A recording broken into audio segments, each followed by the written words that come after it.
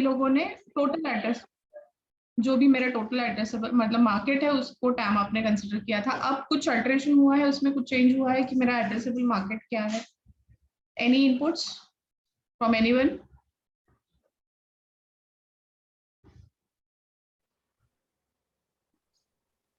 Nothing? My shortlisted market minus what I can approach currently. Yes. जो बीचहेड market से हमने target market को shortlist किया है, उसमें से अगर मैं जो फाइनल किया हुआ मेरा इंडिविजुअल का प्रोफाइलिंग एंड ऑल, वो अगर मुझे प्रॉपरली मैच मिलता है तो वो उसका जो कैलकुलेशन है वो मेरा टोटल एड्रेसेबल मार्केट हो जाएगा। Any another definition? What is time is not, क्या नहीं है टैम? मतलब जो टोटल मार्केट साइज है, जो हम पब्लिकली देखते हैं कि ओके ये जो बिजनेस है इसका मार्केट शेयर जो है वो इतना है, टोटल जो पॉपुलेशन है उसमें इसका समझो 500 बिलियन, 600 बिलियन डॉलर, $100 जो भी है, तो एक समझो सेक्टर है, उस सेक्टर का टोटल मार्केट शेयर इतना है, तो उसमें से आप डायरेक्टली उसका परसेंटेज निकाल के आपका टैम नहीं निकाल सकते, बट आपको आपका टैम निकालने के लिए आपके खुद के जो फिगर्स है वो पता होने चाहिए, आपका मार्केट पता होना चाहिए, आपके मार्केट का पॉपुलेशन पता होना चाहिए, फिर आपने जो एंड यूजर प्रोफाइलिंग किया है उसमें कितने लोग फिट हो रहे हैं, एंड उसके हिसाब से फिर अगर ये मेरे प्रोडक्ट का प्राइसिंग है और ये उनका रेवेन्यू मतलब होने वाला है, तो उसका जो टोटल मुझे मिलने वाला रेवेन्यू है वो कितना होगा, वो जब मुझे एक फिगर मिल जाती है कि अच्छा मेरा एनुअल रेवेन्यू जो है ये अगर मैं करती हूँ तो इतना आएगा, and that's how actually we decide the size of our market, जो हम मार्केट टारगेट कर रहे हैं और उसमें से मुझे जो रेवेन्यू मिलने वाला है उसका हम मार्केट साइज कैलकुलेट करते हैं, और वो मेरा टोटल एड्रेसेबल मार्केट होता है। तो ऑफ कोर्स हमने दो अप्रोचेस देखे थे, एक बॉटम अप अप्रोच देखा था एंड एक टॉप डाउन अप्रोच देखा था। तो आज का जो सेशन है उसमें हम वो top down and bottom up approach का थोड़ा सा रिवीजन कर लेंगे, एंड देन हम कस्टमर पर्सोना देखेंगे। एक्चुअली हम क्यों बार बार कस्टमर पे आ रहे हैं, हमने इंड यूजर प्रोफाइल बनाया, हमने कस्टमर को अंडरस्टैंड करने के लिए बहुत सारी चीजें की, क्योंकि एनी हाउ अगर कोई भी बिजनेस है तो बिजनेस में कस्टमर बहुत इंपॉर्टेंट है, क्योंकि पैसे वही देने वाला है, क्योंकि अपना सारा सेल्स कस्टमर के थ्रू ही होने वाला है, तो इसलिए कस्टमर को अंडरस्टैंड करना बहुत ज्यादा इंपॉर्टेंट हो जाता है किसी भी बिजनेस के लिए।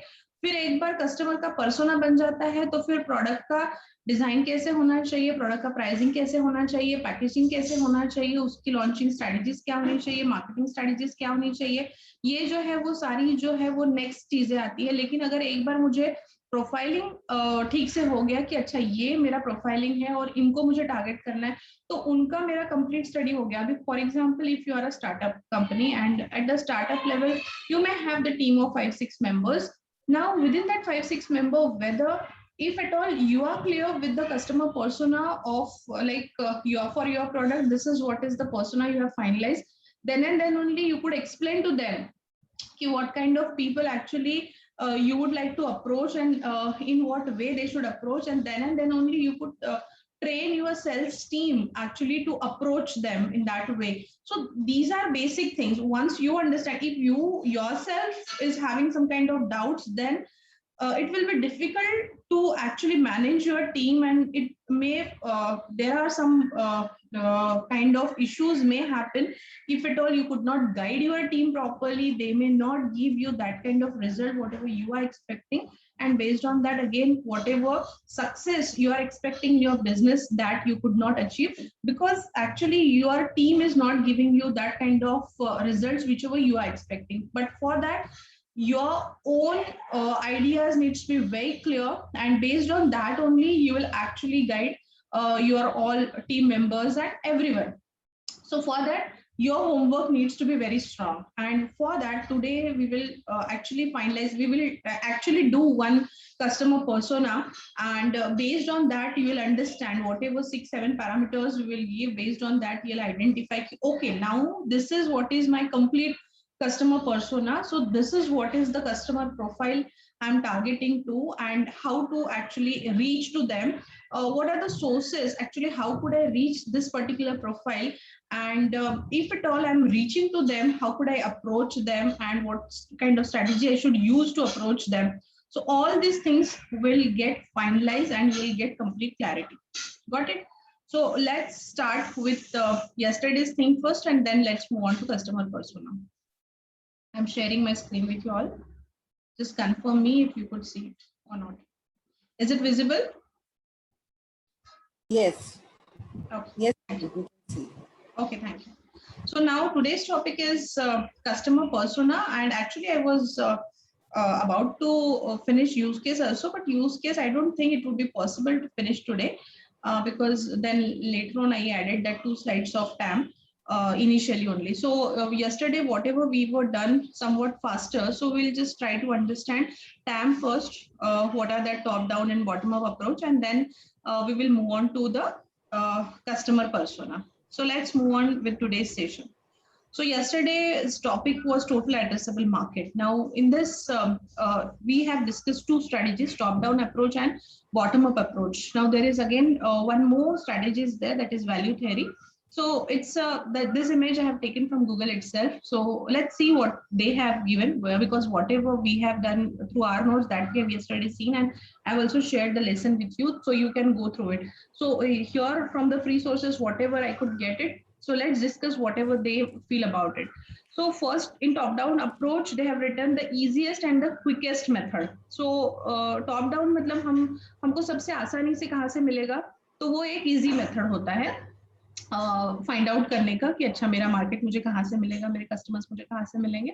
तो ये एक टॉप डाउन अप्रोच जो है काफी इजी पड़ जाता है. And then data is source from third party organisation. मैंने पेड डेटा लिया या फिर मैंने कुछ गूगल फॉर्म सबमिट किए एंड उसके थ्रू मुझे डेटा मिला, या फिर मैंने ऑनलाइन देखा कुछ एंड वहां से मुझे बहुत सारी इंफॉर्मेशन मिल गई. तो मैं बहुत सारा सेकेंडरी डेटा देख रही हूँ. मैंने अभी तक खुद मार्केट में जाके कुछ किया नहीं है. तो हाँ, ये थर्ड पार्टी ऑर्गेनाइजेशन पे लिया है. आइदर मुझे पेड मिल रहा है, आइदर मुझे फ्री रिसोर्सेज से मिल रहा है, लेकिन क्विकली मुझे वो डेटा मिल रहा है.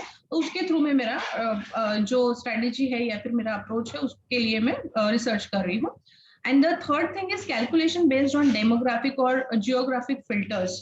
तो अभी इसमें मैं फिर क्या करूंगी कि अच्छा मुझे ये डेटा मिल गया, अभी इस डेटा में मुझे ये फिगर्स दिख रहे हैं. अच्छा मेरा डेमोग्राफिक लोकेशन ये है, इसकी टोटल पॉपुलेशन इतनी है, मेरा रीच 6 किलोमीटर का है, 3 किलोमीटर का है, मेरे रीच में इतना पॉपुलेशन आता है, इतने पॉपुलेशन में अच्छा ऑलरेडी मेरे इतने कॉम्पिटिटर्स है, इतना मेरा मार्केट साइज है, यहाँ से अगर मैं इतना टारगेट करती हूँ तो अच्छा मुझे इतना आएगा.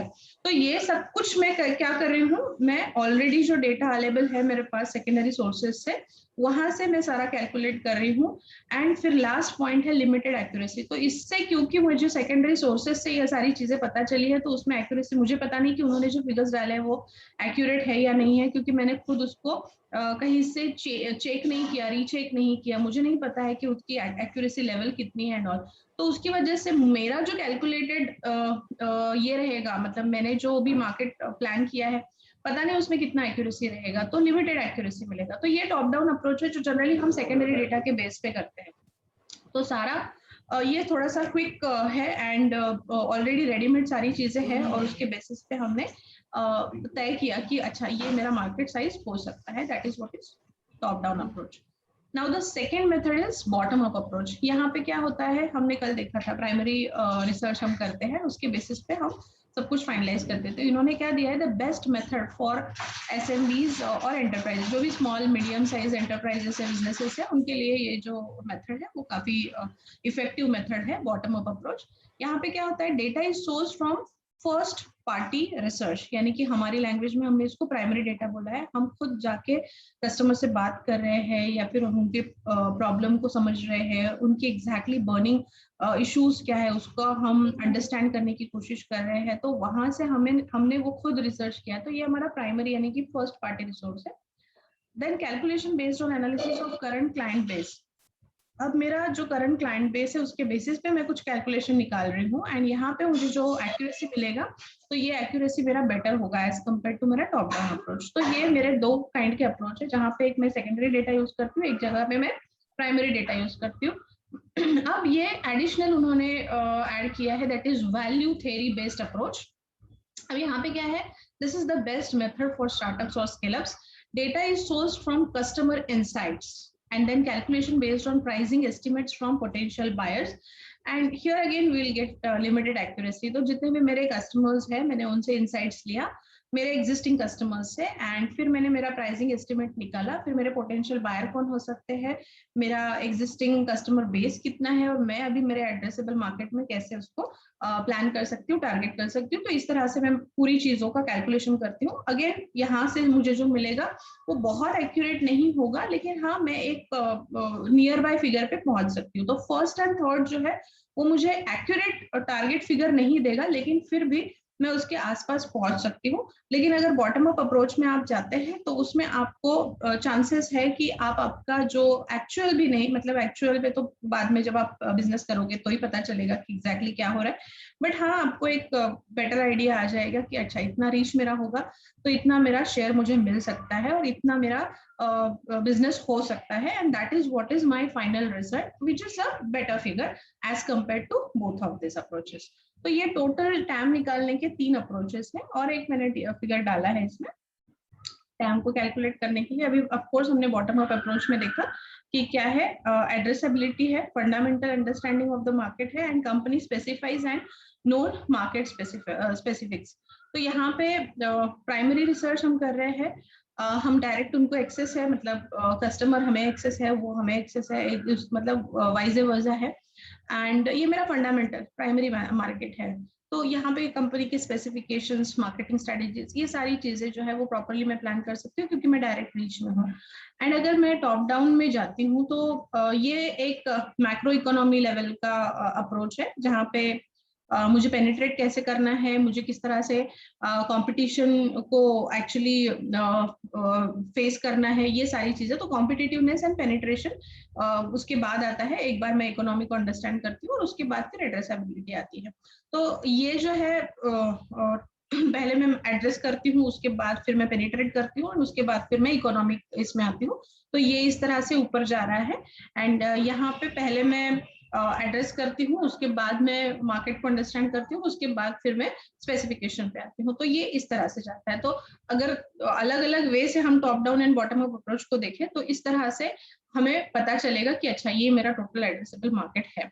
तो इन 2 वे से हम हमारा एड्रेसेबल मार्केट शेयर जो है वो निकाल सकते हैं। साइज एक चीज होती है, उसका जो कैलकुलेशन है, यानी कि in terms of economic conditions, like exactly earning कितना होगा, अर्निंग पोटेंशियल कितना है मार्केट में, ये निकालना। तो ये सारी चीजें हम एक अंडरस्टैंड कर सकते हैं अगर मुझे टैम पता चल गया मेरा तो। So that was all about total addressable market, and I have given you 2-3 additional videos. कुछ business consultants जो already YouTubers हैं, उनके कुछ मैंने free sources के videos भी आपको दिए हैं। So just go through it if at all you are having any kind of doubts regarding that. Now let's move on to the today's topic, that is customer persona. Okay अब हमने अगर आपको याद होगा कल हमने टैम देखा था, लेकिन उसके पहले हमने एंड यूजर प्रोफाइलिंग वगैरह देखा था। तो एंड यूजर प्रोफाइलिंग करना एंड कस्टमर पर्सोना निकालना, अब ये दोनों नाम जो है उसमें आपको क्या लग रहा है कि क्या डिफरेंस हो सकता है? मैंने हमारे एंड यूजर को फाइंड आउट किया था, तब भी तो मैंने अंडरस्टैंड ही किया था ना कि मेरा एंड यूजर कौन है एंड ऑल। अब मैं फिर से कस्टमर पर्सोना क्यों कर रही हूँ? तो any guesses, any inputs regarding this? What do you think? What must be the basic difference between customer persona and end user profiling? Anything? I think customer persona is more on a personal, deeper level. Deeper level. Go deep, like you ask many more questions. Like, right. So you come to know them better. Right. मतलब उसकी जन्म कुंडली निकालनी है हमें, है ना? हमें पता चल गया कि ये मेरा कस्टमर है। एंड यूजर प्रोफाइलिंग में मुझे सिर्फ पता चला था कि अच्छा मेरा कस्टमर ये है। अब अगर ये मेरा कस्टमर है तो अच्छा अब मुझे इसकी पूरी जन्म पत्री निकालनी है, तो वो जन्म पत्री जो है वो कस्टमर पर्सोना में निकालेंगे, यानी कि पूरा detailing. Okay, any other inputs other than this? So if we have more idea about the persona, I think we can apply some other ad techniques in which the emotions of that persons are touched, so that that Correct. product is more or the needs of the person are better addressed. Correct. So that is what actually we need to plan if at all we would like to plan any kind of marketing strategy, advertising strategy, even for penetrating into a particular market. So we need to understand their psychology, and for that actually we need to understand who is my buyer and what kind of personality my buyer is having. And for that I need to understand them deeply, and for that actually we are doing customer person. So I hope it is very clear to you that there is a difference between finding actually profiling your end user. Profile in end user profiling, we have just understood, okay, from which geographic location, demographic location my client is, in which age group he is, what kind of interest he must be having, and also in general whatever features are there, characteristics are there. General, it's a generalized kind of characteristics on basis of which actually I have just done profiling of my end user. Okay, this is my potential end user. They must consume my product or they must buy my product. So based on that actually we have done customer end user profiling. But now I understand, okay, this is my end user. Now I need to find out, okay, what are I want to know more about my customer. So that's how actually we comes to this particular point, that customer, who is my customer, knowing my customer better, KYC उसका निकालना, वो उसे हम customer persona कहेंगे. A persona means you are going into the depth of entire personality of any person. You understand your customer so well that you understand his needs in a deep way. ठीक है? अगर आपको car बेचनी है, 50 लाख की गाड़ी उसको बेचना है, तो आपको सब कुछ अंडरस्टैंड करना पड़ेगा उसके बारे में, है ना, कि वो खाने में क्या यूज करता है, वेकेशन को कहाँ जाता है, उसके इंटरेस्ट क्या है, हॉबीज क्या है, सारी चीजें अगर आपको पता है ना, तो आपको जब आप पिच देते हो, आपकी सेल्स पिच देते हो, उस टाइम पे आपको उसको कन्विंस करना बहुत आसानी से, मतलब आपके प्रोडक्ट को आप किस तरह से वहां पे पोजीशन कर सकते हो, कौन से एग्जांपल्स देके या फिर कौन सा उसका बर्निंग इशू है उसको सॉल्व करने के लिए आप उसको बता सकते हो, बेनिफिट पॉइंट ऑफ व्यू, तो वो यहाँ पे आपको इजी हो जाएगा. अब जनरली जो सेल्स पिच की बात आती है, एक्चुअली वो that is the part of how to sell करके हमारा जो कोर्स है उसमें हम सेल्स के ऊपर आते हैं. लेकिन इन जनरल हमारी जो सेल्स की डेफिनेशन है, वहां पे लोग क्या करते हैं, बहुत बार जो प्रोडक्ट है उसके फीचर्स में चले जाते हैं. एक्चुअली प्रोडक्ट आपका कितना अच्छा है वो बहुत ज्यादा मैटर नहीं करता है, क्योंकि बहुत बार वो टेक्निकल फीचर्स होते हैं जो कस्टमर को बहुत ज्यादा समझ में भी नहीं आएंगे. तो इसलिए एक गलती जो हम हमेशा करते हैं कि हम हमारे प्रोडक्ट, क्योंकि हमने वो डिजाइन किया होता है ना, हम एंटरप्रेन्योर है, हमने उस प्रोडक्ट के ऊपर काफी काम किया है, मेहनत की है, वो हमने डिजाइन किया, वो हमारा इनोवेशन रहता है. तो हमें क्या लगता है कि अच्छा हम इसके फीचर्स बताएंगे, हम इसका पूरा एडवांटेजेस बताएंगे तो बहुत अच्छा हो जाएगा.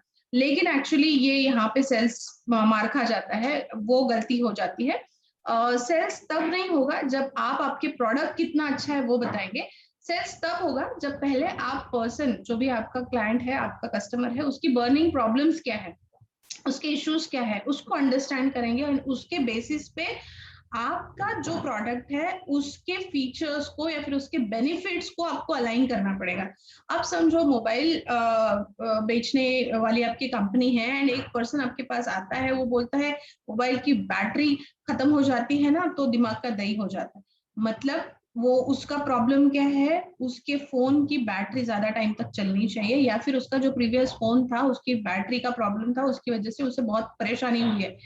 तो आपका सॉल्यूशन क्या होना चाहिए, उसको ऐसा फोन दिखाओ जिसकी जो बैटरी का ये है वैट वगैरह, मतलब उसकी जो भी लाइफ है बैटरी की वो ज्यादा देर तक होनी चाहिए एंड वो जल्दी फास्ट चार्ज होनी चाहिए. इस टाइप के सॉल्यूशन वाला आपको उसको मोबाइल सजेस्ट करना पड़ेगा.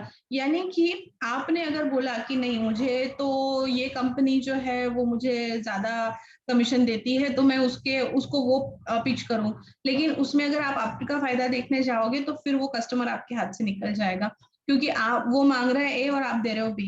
तो वैसे नहीं होना चाहिए. उसका जो बर्निंग इशू है, उसकी जो प्रॉब्लम है, वो प्रॉब्लम आप किस तरह से सॉल्व कर रहे हो, तो उस तरह से आपको उसको पोजीशन करना पड़ेगा and then that is how you have to explain. Okay, that is another part. Means मैंने थोड़ा सा सेल्स के बारे में आपको बता दिया. बट ये एग्जाम्पल वगैरह इसलिए दिए कि क्यों आपको कस्टमर पर्सोना फाइंड आउट करना है या फिर उनके बारे में इतने डिटेल्स आपको क्यों जानने हैं, तो उसके बेसिस पे ही सारा होगा। मतलब इसके बाद के जो भी स्ट्रेटेजीज है कि आप प्रोडक्ट पे किस तरह से काम करोगे, इवन प्रोडक्ट की जो साइकिल है कि प्री उसका, then during and after stage, जो भी प्रोडक्ट के अलग अलग लाइफ साइकिल में पूरे जो साइकिल्स में स्टेजेस आते हैं उसके ऊपर भी अगर आपको काम करना है तो उसके लिए भी कस्टमर पर्सोना इंपॉर्टेंट है। आपको अगर आपकी advertising, branding, marketing strategies plan करनी है उसके लिए भी आपको कस्टमर पर्सोना इंपॉर्टेंट रहेगा। And then later on customer feedback and all अगर आपको लेना है उसके लिए भी आपको ये कस्टमर पर्सोना जरूरी है। एंड जो आपका रिपीटेबल क्लाइंट बेस आएगा कि कितना मुझे रिपीटेबल बिजनेस उस पर्टिकुलर क्लाइंट से मिल रहा है, उसके लिए भी आपको कस्टमर पर्सोना जो है वो जानना जरूरी है। तो these are the reasons why we are actually going through customer persona. Now let's move on. So when you completely understand the need of your customer, then it is very easy for you to define their burning issues and burning problem. Okay, so this is what is why we are going through customer persona. Now what is golden statement today? The persona ensures that everyone is unambiguously focused on the same target. अभी जैसे आपका पूरा जो market है, मतलब जितने भी competitors है, तो सभी लोग उसी टाइप का कस्टमर क्लाइंट बेस देख रहे हैं ना।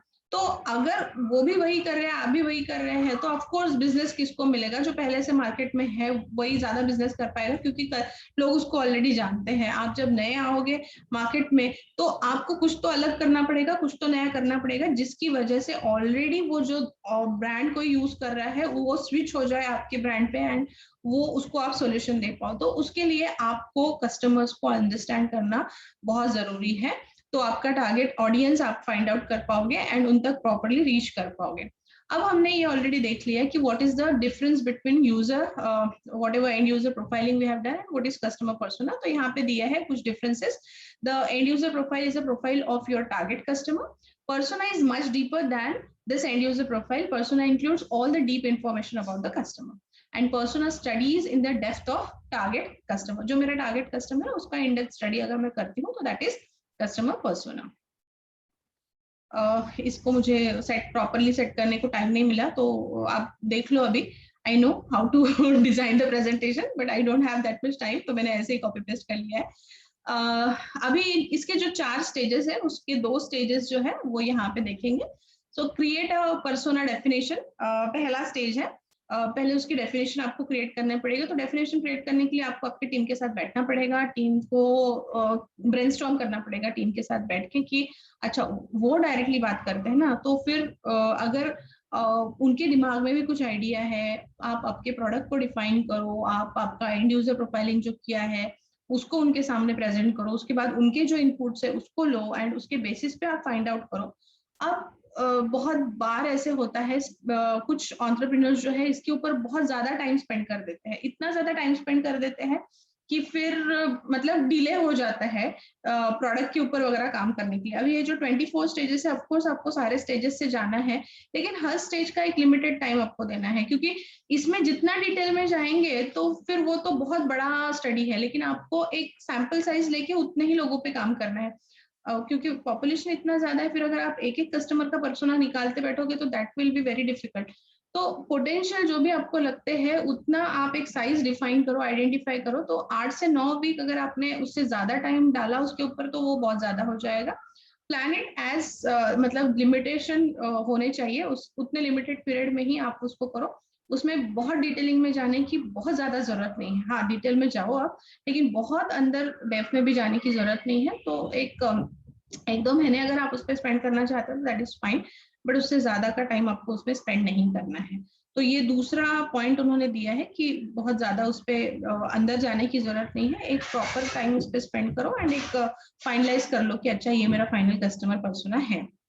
अब थर्ड जो है specific information about customer, means अभी तुमने एंड यूजर आपका फाइंड आउट कर लिया कि ये मेरा फाइनल टारगेट एंड यूजर है। अब मुझे उसकी डिटेल्स चाहिए, है ना? तो वो मुझे स्पेसिफिक डिटेल कहाँ से मिलेंगे, ऐसे कहाँ से सोर्सेस आ सकते हैं जहाँ से मुझे ये सारे डिटेल्स जो है वो कस्टमर्स के बारे में मिल पाए। तो वो मेरा थर्ड काम होगा। और चौथा काम होगा मेरा प्राइमरी रिसर्च करना। प्राइमरी रिसर्च में हम क्या करते हैं, primary research is the most effective way to build a customer persona. It is the only method, कुछ है क्या मेथड के बाद, methodology that can help in perfectly building a customer persona. आप डायरेक्टली जब आपको कस्टमर आमने सामने मिल जाता है तो उसे प्राइमरी रिसर्च कहते हैं, और उसके बेसिस पे कस्टमर पर्सोना बनाना काफी आसान हो जाता है। तो ये 4 मेन स्टेप्स है कस्टमर पर्सोना बनाने के। अब यहाँ पे मैंने एक आपको सैंपल कस्टमर पर्सोना दिया है, जो इसमें नोट्स में है। उसमें थोड़ा सा पॉइंट्स इधर उधर होंगे क्योंकि ये मैंने फ्री सोर्सेज से लिया हुआ इमेज है गूगल से, बट अपना जो है बहुत ज्यादा मैच करता है, इसलिए उस इमेज को मैंने यहीं पे रखा। तो जब आप कस्टमर पर्सोना बनाते हैं तो उसकी एक पिक्चर ले लो, एंड फिर ये कुछ पैरामीटर्स है, वो पैरामीटर्स आप फाइंड आउट कर लो। तो उसकी पर्सनल इंफॉर्मेशन आएगी फिर सबसे पहले कस्टमर पर्सोना में। तो उसका एज क्या है, उसको कितने बच्चे हैं, अगर है तो मैरिड है अनमैरिड है, उसका स्टेटस भी आएगा उसमें, उसका जेंडर आएगा। ये मेंटल स्टेटस लिखा है but it must be marital status. Then location, income and education, ये ऐसे कुछ पर्सनल डिटेल्स आएंगे। देन उसकी प्रोफेशनल इंफॉर्मेशन, उसका जॉब टाइटल क्या है, कौन से रोल में है वो, उसको मतलब उसकी पोजीशन क्या है उस कंपनी में, अच्छा कौन से करियर पाथ में वो है, कौन सी इंडस्ट्री, किस टाइप की कंपनी इंडस्ट्री में काम करता है, उस कंपनी की साइज क्या है, उसके स्पेसिफिक स्किल क्या है, क्या स्पेशलाइजेशन में वो है, what is a typical day like, then what tools might they use. तो ये सारे उसके प्रोफेशनल जो भी बैकग्राउंड है उससे रिलेटेड कुछ चीजें आपको फाइंड आउट करनी है। देन उसके वैल्यूज क्या है, उसके फियर्स क्या हो सकते हैं, उसके गोल्स क्या है लाइफ में, एक्चुअली वो कौन से चैलेंजेस फेस कर रहा है, कहाँ वो आज है, 3 साल बाद वो अपने आप को कहाँ देखना चाहता है, अभी के उसके लाइफ के चैलेंजेस क्या है, क्या इश्यूज उसके लाइफ में है। देन वेयर आर दे, अब how do they get information, उनको कहाँ से पता चलता है सारी चीजों का, कम्युनिकेशन के क्या मीडियाज वो यूज करते हैं, क्या चैनल्स वो यूज करते हैं, ये सारी चीजें।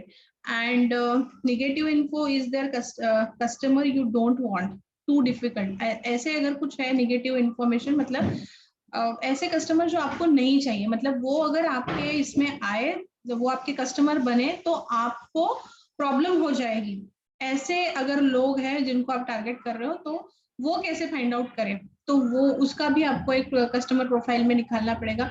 कुछ लोग होते हैं ना, बहुत ज्यादा कंप्लेनिंग काइंड की एटीट्यूड होता है, फिर यहाँ पे कुछ डालते हैं वहां पे कुछ डालते हैं, मतलब थोड़ी थोड़ी सी बात पे कुछ इश्यू करते हैं, उसकी वजह से भी बहुत सारे कंपनी का रेपुटेशन स्पॉइल होता है। तो ये सारी चीजों को भी आपको मद्देनजर रखना पड़ेगा, और कहीं ना कहीं उस पर्सोना के अंदर फिर वो कुछ टाइप का कुछ निगेटिव्स उसके बारे में है या नहीं है, क्या क्या निगेटिव्स हो सकते हैं उसके बारे में, तो वो भी आपको आइडेंटिफाई करके रखने पड़ेंगे। अब ये जो पॉइंट्स है उसके ऊपर हमने जो नोट्स है उसमें मिस्टर टॉमी करके एक पर्सन लिया है।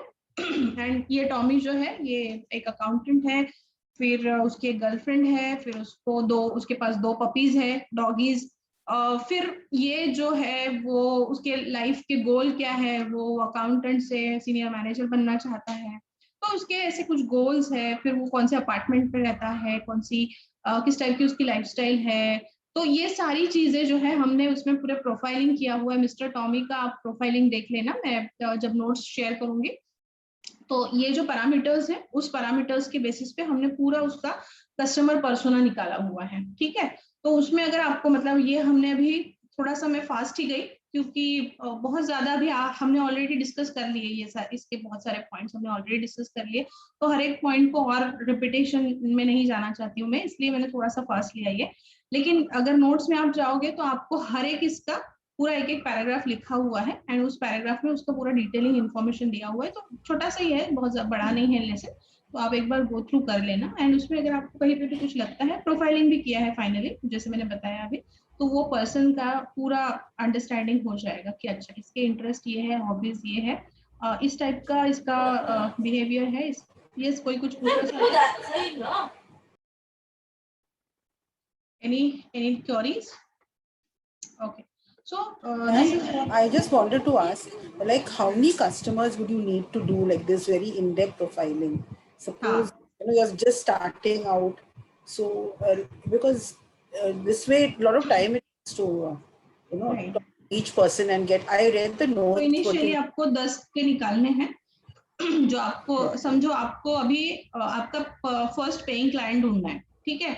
आपकी समझो एक्सरसाइज है कि मुझे मेरा पेइंग क्लाइंट चाहिए, तो मेरा पेइंग क्लाइंट कौन हो सकता है, तो समझो 10 लोग आइडेंटिफाई करो, 10 लोगों को अप्रोच करो एंड 10 लोगों को अपने पहले उन कस्टमर पर्सोना बना लो, फिर उनको अप्रोच करने के बाद फिर कौन आपका ये हुआ उसके प्रोफाइल से मैच करने वाले और आप एक 20-30 लोगों का पर्सोना फाइंड आउट करो एंड देन मार्केट में जाओ। मतलब जब आप आपका इनिशियल बिजनेस स्टार्ट करते हो एंड उस टाइम पे आपको आपके पेइंग क्लाइंट्स ढूंढने होते हैं, तो उस टाइम पे आपको कस्टमर पर्सोना लगता है, तो आप इसका size day by day change कर सकते हो, बट एक 100 क्लाइंट्स तक तो आपको करना ही पड़ेगा। जैसे हमने बोला है ना कि अगर आप B2B बिजनेस है तो आपको 100 करना है एंड अगर आप B2C है तो 1000 करना है।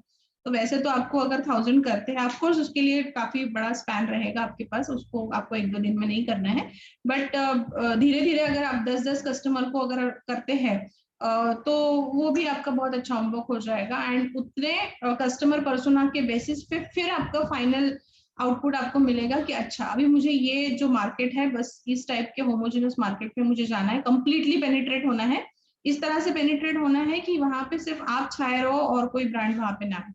जैसे हमने बहुत सारे एग्जांपल्स देखे कि किस तरह से लोगों ने वो पूरी स्ट्रेटेजी को यूज किया एंड देन फिर वो अलग अलग मार्केट में पेनिट्रेट होते रहे, अपने प्रोडक्ट को उन्होंने किया, लेकिन पहले उन्होंने एक ही मार्केट पे फोकस किया और उसी मार्केट में वो स्ट्रांग हुए, है ना। हमने फेसबुक का देखा, हमने बहुत सारे कल हमने ज़ो का एग्जांपल देखा, हमने बहुत सारे एग्जांपल्स देखे। तो ये सारे जो एग्जांपल्स थे उन्होंने इन स्ट्रेटेजीज को यूज किया, उसको प्रॉपरली इंप्लीमेंट किया, इसकी वजह से वो सक्सेसफुल ब्रांड में एक्चुअली तब्दील हुए।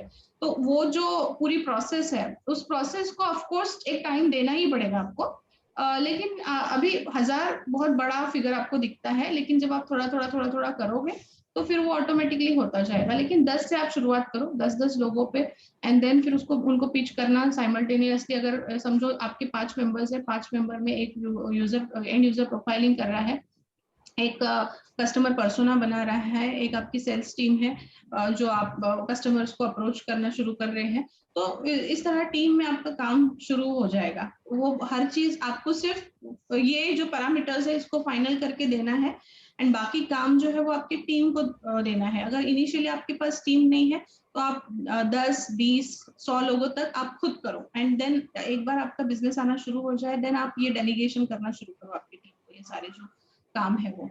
लेकिन आपको कहीं ना कहीं कुछ ना कुछ खुद करना पड़ेगा, तब जाके आपको उसका प्रॉपर आइडिया आएगा। अभी बहुत सारे ऐसे एग्जांपल्स हैं जहाँ पे जो लोग खुद उसमें मतलब उनको सब कुछ सारी चीजें पता होती है, वो बहुत आगे जाते हैं और बहुत बड़ा बिजनेस एक्चुअली वो कर पाते हैं एंड सक्सेसफुल हो पाते हैं। जिनको बिजनेस का प्रॉपरली नॉलेज नहीं होता है फिर वो उनकी टीम को भी प्रॉपरली गाइड नहीं कर पाते, फिर लोग छोड़ के जाते हैं, उनके गोल्स वहाँ पे अचीव नहीं होते, मतलब एंटरप्रेन्योर के भी गोल अचीव नहीं होते एंड जो टीम है, टीम मेंबर्स के भी गोल अचीव नहीं होते। तो इसलिए क्लैरिटी के लिए ये सारे स्टेजेस करना बहुत जरूरी है। ठीक है, Thank you, ma'am. And also some of the questions they may not be willing to.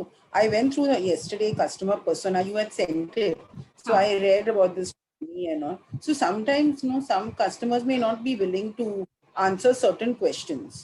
So that's fine. That's fine. If you are not getting those answers, keep it secret. Just no problem. Leave it. Yes, leave it. हर कोई नहीं बताएगा। अभी समझो अगर आप मुझे मेरा ये कुछ कॉन्फिडेंशियल इंफॉर्मेशन पूछोगे तो मैं बहुत ज्यादा मतलब एम्बेस भी हो सकती हूँ कुछ बताने के लिए आपको, so I will not share that information publicly, but yeah there are ways to find out, but if at all not getting then fine, no, जो दे रहे हैं उनसे लो। ऐसे कुछ नहीं है कि एक आधा इन्फॉर्मेशन नहीं मिलेगा तो हम पर्सोना नहीं बना पाएंगे। बाकी की चीजें जो वो पब्लिकली शेयर कर रहे हैं उसके बेसिस पे तो हम बहुत सारी चीजें फाइनलाइज कर सकते हैं, तो वहां पे अटक के नहीं रहना है, आगे बढ़ना है। ठीक है, ओके, वेलकम। चलो आगे बढ़ते हैं। ओके, अब जब हम पर्सोना क्रिएशन करते हैं तो कौन से वो 6 पॉइंट्स है जो आपको याद रखने हैं। तो पहला है a person defines must have feature in the product. अब उसका जो पर्सोना है, पर्सोना उस पर्टिकुलर प्रोडक्ट के फीचर्स के साथ हमें मैच करके देना है कि अच्छा इसकी ये बर्निंग प्रॉब्लम है, मेरे प्रोडक्ट के ये फीचर्स है, अब इसके बर्निंग इशू को मेरे प्रोडक्ट फीचर्स के साथ मैं किस तरह से अलाइन करूं। तो वो एक पहला काम आपको करना है, पर्सोना करता है। तो यहाँ पे क्या दिया है, if you have the complete customer, ठीक है, वही दिया हुआ है कि वो इम्पैक्ट करेगा। Then customer persona is directing impacting to your product, directly directing नहीं, डायरेक्टली होना चाहिए। Then if your product is good it will directly impact your revenue, ठीक है, आपका प्रोडक्ट अच्छा है तो आपका रेवेन्यू भी अच्छा आएगा। फिर क्या बताया है, team to hire for product selling and delivery. It is not necessary that every person that you hire in your team understand your customer properly. You should hire a perfect team in light of the following point. अब आपकी जब आपको team hire करनी है तो उसमें कौन से पॉइंट्स आपको याद रखने हैं। पहले तो you should hire team according to customers persona. Then can they add more value to your business? Then do they understand the important problem of your customer? अब जो आपके कस्टमर का पर्सोना है, उस कस्टमर के पर्सोना को कौन से लोग अच्छे से समझ सकते हैं, ऐसी टीम आपको हायर करनी है। वाइज वर्सा, मतलब पहले टीम हायर करके बाद में कस्टमर पर्सोना फाइंड आउट करना, this will be the reverse engineering, but rather the correct method is first find out your customer persona. Now, who are the people who may understand these kind of people? एक होती है ना psychology, अभी जैसे जो लोग meditation वगैरह करते हैं उनका एक अलग टाइप का, मतलब वो थोड़े से स्टेबल होते हैं, शांत होते हैं, मैच्योर होते हैं। एंड जो बिल्कुल स्पोर्टी काइंड के लोग होते हैं, बहुत मतलब उनका कंटिन्यूअस कुछ ना कुछ चलता रहता है, उनके बहुत ज्यादा क्वेश्चंस, उनका एटीट्यूड कुछ अलग होता है।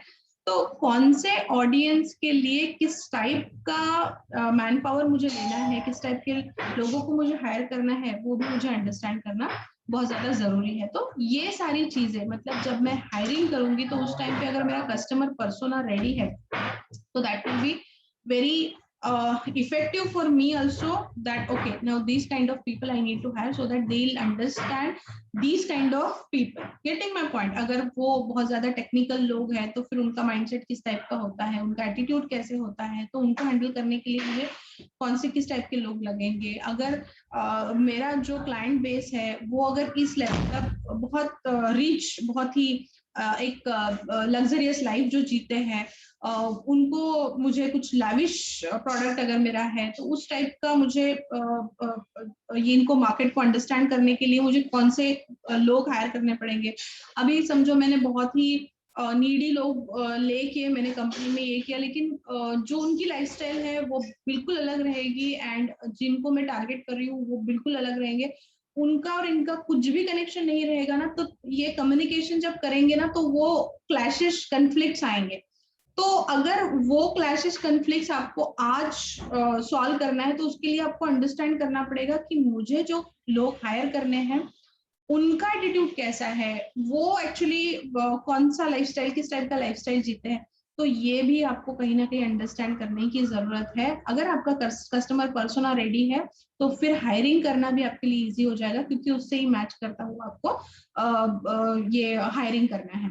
तो this is what is very good input they have given over here to finalise your team. अच्छा, इतना ही डाला है मैंने, ओके। तो और अगर इसके आगे के पॉइंट्स हमें देखने हैं तो कस्टमर पर्सोना का मैं निकालती हूँ, just a minute.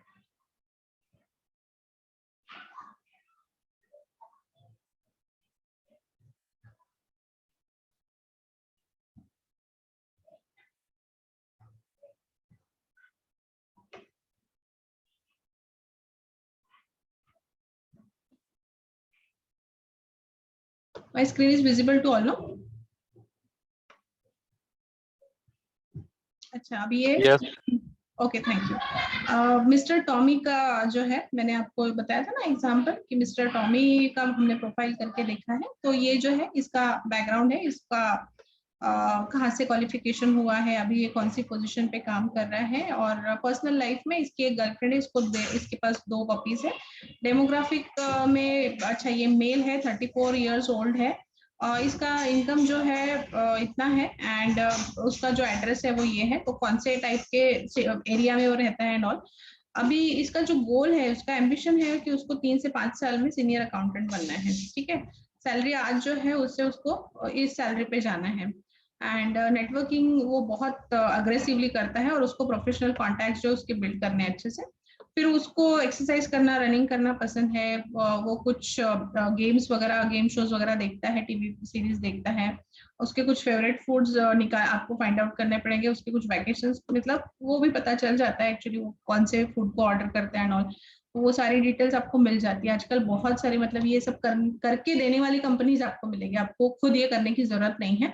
Market research करने वाली कंपनीज होती है, पर्सोना फाइंड आउट करने वाली कंपनी होती है, मतलब मार्केटिंग के अंदर जो काम करने वाले लोग हैं ना, ये सब कुछ आपको निकाल के देंगे। और ये जो सोशल मीडिया है, अब social media is not social media, it's only commercial media.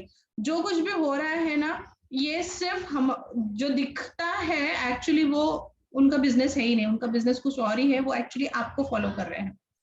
आप अगर एक वेबसाइट पे जाते हो, ई कॉमर्स वेबसाइट पे जाके अगर आप एक आधा प्रोडक्ट आपके कार्ट में डालते हो और आपने समझो छोड़ दिया, उस ट्रांजैक्शन को आपने कंप्लीट नहीं किया, उसके बाद वो प्रोडक्ट आपका पीछा करता रहता है। आप जहां पे भी जाओगे ना, आपको वही उसी टाइप की एड दिखेगी, आपको उस टाइप के प्रोडक्ट, उससे रिलेटेड प्रोडक्ट दिखेंगे, क्योंकि अब लोगों को पता चल गया कि आप कहीं ना कहीं इस प्रोडक्ट को ढूंढ रहे हो एंड अभी तक आपने उसका ट्रांजैक्शन फाइनल नहीं किया है।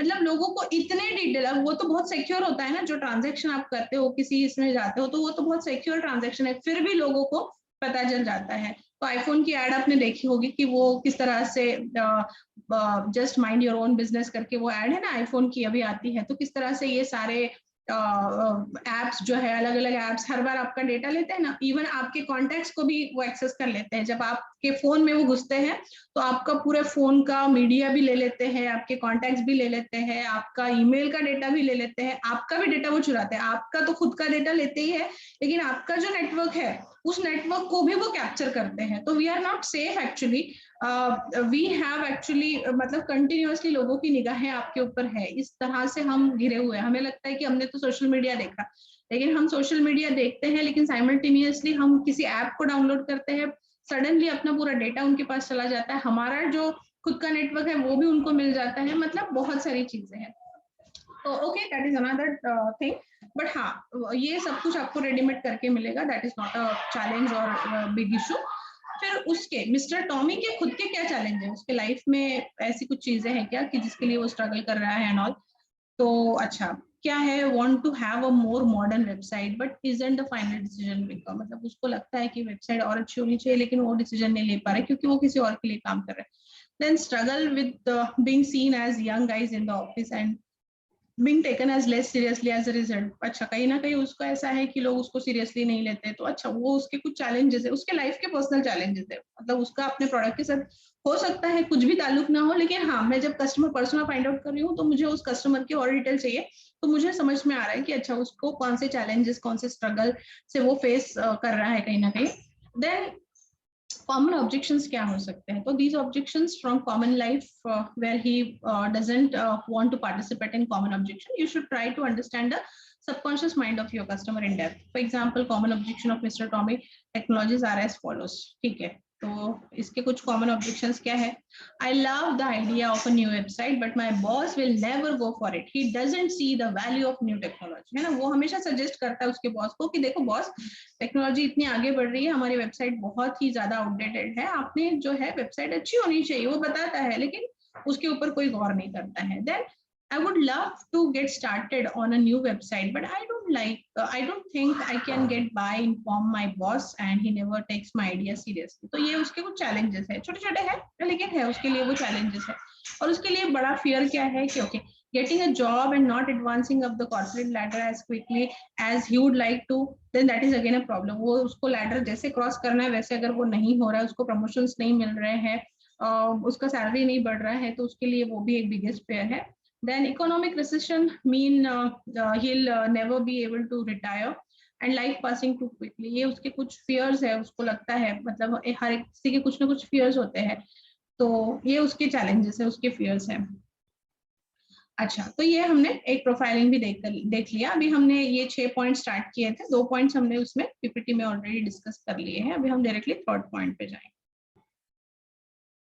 अभी थर्ड पॉइंट है कि मेरा मार्केटिंग मैसेज कैसे जा रहा है। तो what will your marketing message, आप मतलब अगर किसी पर्टिकुलर प्रोडक्ट को पिच कर रहे हो तो उसमें आपको कुछ ना कुछ मार्केटिंग मैसेज लिखना पड़ेगा। तो आपका मार्केटिंग मैसेज क्या हो सकता है उस प्रोडक्ट के लिए, वो भी आप फाइंड आउट कर सकते हैं कस्टमर पर्सोना के बेसिस पे।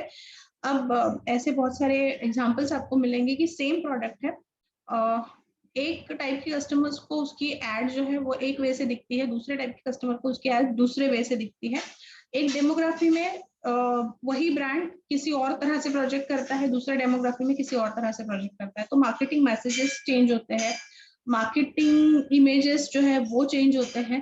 तो ये सारे जो स्टडी है उसके बेसिस पे वो मैसेजेस एंड उसका जो लुक एंड फील है वो चेंज होता रहता है।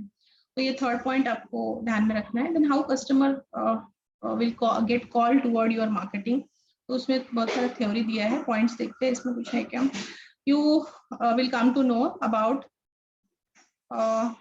what to do through creating end user profile persona. You'll understand your customer to a large basis. Okay, आपको आपके कस्टमर को अंडरस्टैंड करना इजी हो जाएगा. Then what not to do is more important to know, and you'll know it only when you'll understand in depth customer persona across customer persona.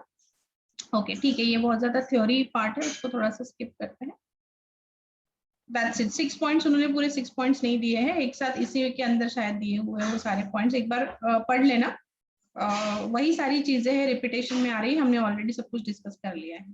अब massive action plan क्या है, आपको आपके team के साथ बैठना है और ये जो पॉइंट्स यहाँ पे दिए हुए इसके बेसिस पे कस्टमर पर्सोना जो है आपको फाइंड आउट करना है. तो ये एक प्रोफाइलिंग करने के लिए आपको बहुत हेल्प करेगा कि किस तरह से मैं फाइंड आउट करूँ कि मेरा जो कस्टमर है, फाइनल कस्टमर है, वो क्या है. अब आपको हमने ये पूरा डिटेल में दिया है क्योंकि हम अभी पढ़ रहे हैं ना. अब जब एक्चुअल में आप जाओगे तो जैसे आपको बहुत सारे चैलेंजेस आएंगे कि उनकी आपको ये डिटेल नहीं मिल रहा है, वो डिटेल नहीं मिल रहा है, तो कोई जरूरत नहीं है हर डिटेल पता होने का. एक स्टैंडर्डाइजेशन लेके आओ, 5-10 लोगों के फाइंड आउट करो कस्टमर पर्सोना कि अच्छा ये मेरा प्रोडक्ट है, ये मेरे प्रोडक्ट क्या किस किस को कब जरूरत पड़ सकता है, एंड इस तरह से अगर मैं लोगों का प्रोफाइलिंग करती हूँ तो अच्छा ये लोग जो है ये मेरे प्रोडक्ट को खरीदेंगे. तो पहले तो आपको सेकेंडरी जो रिसर्च है ना, पहले आप सेकेंडरी रिसर्च में जाओ.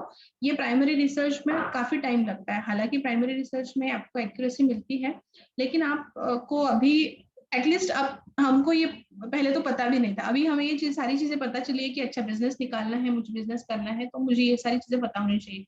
तो हम बहुत एक्यूरेसी में भी नहीं गए क्योंकि ज्यादा से ज्यादा क्या होगा, मुझे सिर्फ पता नहीं चलेगा कि एग्जैक्टली क्या होने वाला है मेरे साथ, लेकिन मुझे पता तो है ना कि अच्छा मुझे कस्टमर पर्सोना फाइंड आउट करना है, मुझे मेरा एंड यूजर फाइंड आउट करना है, मुझे मेरा एड्रेसेबल मार्केट निकालना है. अब एटलीस्ट हमें ये चीजों का नॉलेज तो आया कि मुझे ऐसे ऐसे करना है इन स्टेज से जिससे मुझे जाना है. तो बहुत ज्यादा उसके बारे में मत सोचो कि मैं ये कैसे करूं, मैं वो कैसे करूं. उसको सिर्फ अच्छे से अंडरस्टैंड करो कि कंसेप्ट क्या है, अब ये कंसेप्ट मेरे बिजनेस के लिए कितना रेलिवेंट है. अब अगर रेलिवेंट है तो मैं उसको किस तरह से फाइंड आउट करूं. तो ये छोटे छोटे सवाल, पहले तो इस पर्टिकुलर चीज को समझना जो हम यहाँ पे पढ़ रहे हैं उसको समझना, फिर उसका अंडरस्टैंडिंग आपके खुद के बिजनेस के साथ करना, फिर आपके बिजनेस के अकॉर्डिंग इसको अंडरस्टैंड करके आपका होमवर्क करना. These are few of the steps involved. अभी जैसे समझो आपने ये कोर्स कर भी लिया, लेकिन बहुत बार ये इतना नॉलेज मिलके भी कुछ नहीं कर पाते क्योंकि कैसे इम्प्लीमेंट करना है नॉलेज को समझ में नहीं आता, कहाँ से शुरुआत करनी है समझ में नहीं आता. तो इसलिए हर चीज को आपको एक थॉट प्रोसेस में लेके जाना पड़ेगा, उसको अंडरस्टैंड करना पड़ेगा कि ये मेरे बिजनेस में कहाँ पे रेलिवेंट है, अच्छा मैं इसके आंसर्स कैसे निकालूं. तो थोड़ा आपको समय इसके ऊपर स्पेंड करना पड़ेगा. जितने भी क्वेश्चंस पूछे हैं, हर इसमें मैसिव एक्शन प्लान आपको दिया है, हर लेसन के अंदर कुछ क्वेश्चंस दिए हुए हैं, उस क्वेश्चंस को आंसर करने की कोशिश करो. अगर आपने उसको आंसर करने की कोशिश भी नहीं की तो फिर थोड़ा मुश्किल हो जाएगा इस कोर्स को इम्प्लीमेंट करना.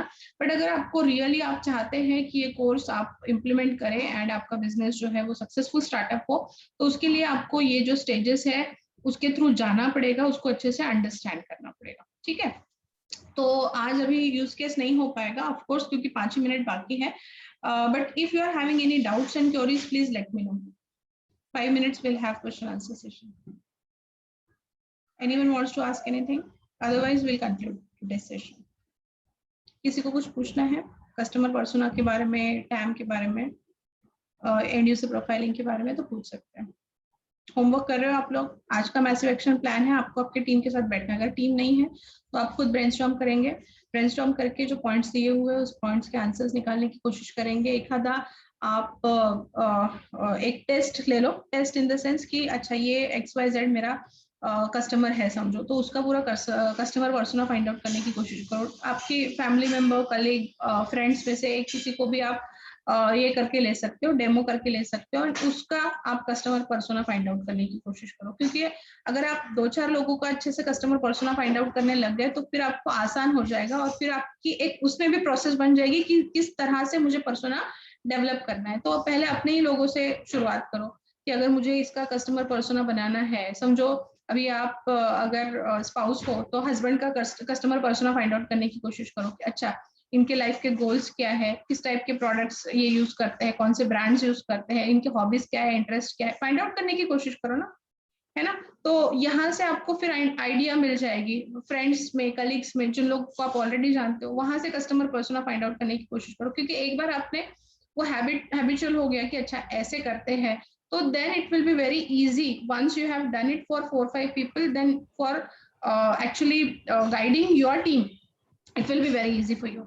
तो आपको हर स्टेज से जाना पड़ेगा। अभी अगर आपको पता होगा, संदीप माहेश्वरी जी जो है मोटिवेशनल स्पीकर है, लेकिन एक्चुअली उनकी जो कंपनी है फोटोग्राफी में वो है।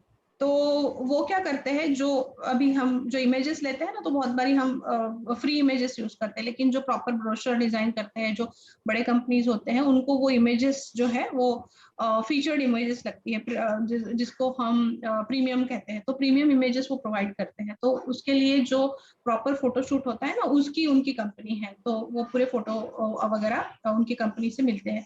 तो एक्चुअली उन्होंने सबसे पहले ही वाज अ फोटोग्राफर, तो he has started his journey with the photograph. पहले उन्होंने बुक वगैरह लिखे, फिर वो सब उनके फेल्यूर, बहुत सारे उनके फेल्यूर्स है।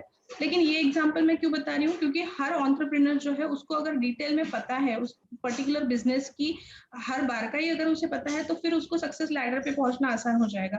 अगर उसको डिटेलिंग नहीं पता है, अगर वो किसी और के ऊपर है ना, तो थोड़ा सा डिफिकल्ट होता है। तो उन्होंने पहले खुद फोटोग्राफी की, फिर उन्होंने वर्ल्ड रिकॉर्ड बनाया फोटोग्राफी में। उन्होंने एक बहुत बड़ा कॉन्सर्ट बनाया, ऑर्गेनाइज किया, फिर वहां पे बहुत सारे मॉडल्स को बुलाया, और एक दिन में उन्होंने सबसे ज्यादा क्लिक करने का एक वर्ल्ड रिकॉर्ड बनाया। फिर वहां से उनकी शुरुआत हुई कि वहां से एक सक्सेस लैडर पे वो चढ़ना शुरू हुए।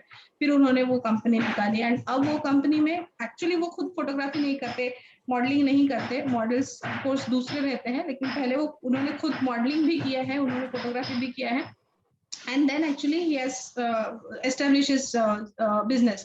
अब उनको जब बिजनेस में सक्सेस मिला, तो यहाँ पे पुणे में ही सिम्बायोसिस कॉलेज करके, वहां पे उनको इनवाइट किया था बिजनेस के ऊपर बात करने के लिए, लेकिन he could not speak out, मतलब वो बात भी नहीं कर पाए, और it was very difficult, English बात करना उनके लिए बहुत डिफिकल्ट था। तो वहां से उनको एक किक मिला कि अच्छा अभी मुझे मेरे वक्तृत्व जो मेरा स्किल है उसके ऊपर मुझे काम करना चाहिए, पब्लिक स्पीकिंग के ऊपर मुझे काम करना चाहिए। और वहां से उनकी जर्नी स्टार्ट हुई पब्लिक स्पीकिंग के ऊपर काम करने की। लेकिन उन्होंने हिंदी में बात करना शुरू किया, क्योंकि इनिशियली उनकी इंग्लिश में बहुत ज्यादा प्रॉब्लम थे।